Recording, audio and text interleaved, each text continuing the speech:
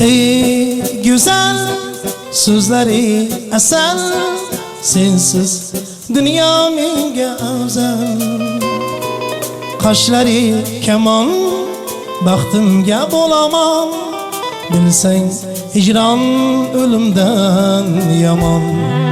Ey güzel sözleri asal, sensiz dünya menga afzal. Qoshlari kamon, baxtimga bo'laman, bilsang hijron o'limdan yomon.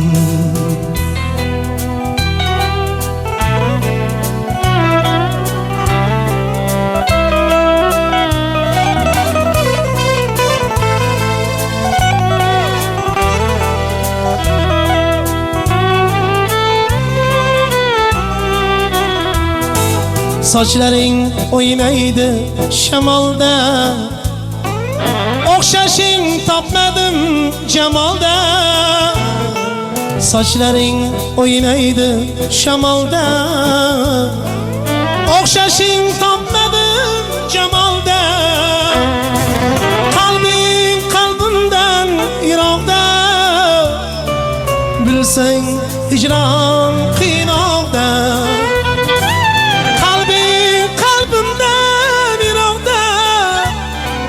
Bilsang hicran qiynoqda.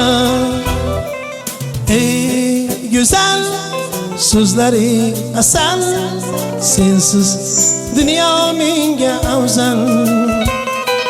Qoshlari kamon, baxtimga bo'laman, bilsang hijron o'limdan yomon.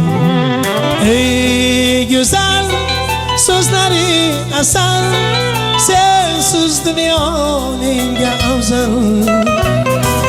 Qoshlari kamon, baxtimga bo'laman, bilsang hijron o'limdan yomon.